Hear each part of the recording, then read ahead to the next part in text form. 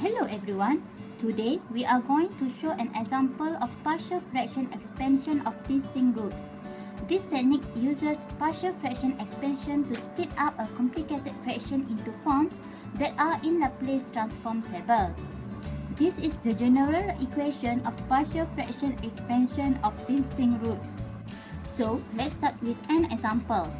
Let's say we have the function of y in terms of s equal to s plus 3 over s cubed plus 7s squared plus 10s, and then we factorize the denominator into s in bracket of s plus 2 times in bracket of s plus 5,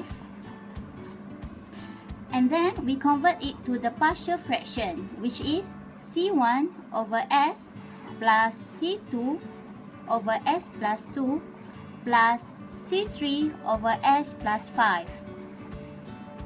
To find c1, first covering up the first term in the denominator, which is the term that is associated with c1, and then letting s equal to 0, we get c1 equal to s plus 3 over s plus 2 times s plus 5.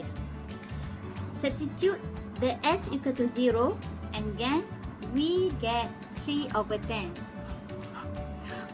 After that, to find the second term, which is c2, we covering up the second term in the denominator, which is the term that is associated with c2, and then letting s equal to negative 2. And we get for the c2 equal to s plus 3 over s times s plus 5, and then we substitute s equal to negative 2, and finally we get negative 1 over 6.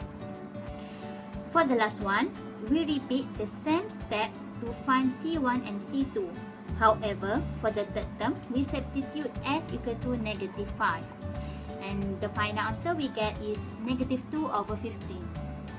And finally, we get c1, c2, and c3. So, we write down Laplace transform y with respect to s. Then, we inverse the Laplace transform for various Laplace domain function.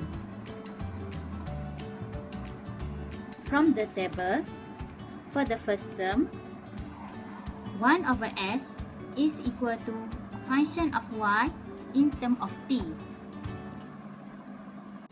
For the second term, 1 over s plus 2 is equal to exponential negative 2t.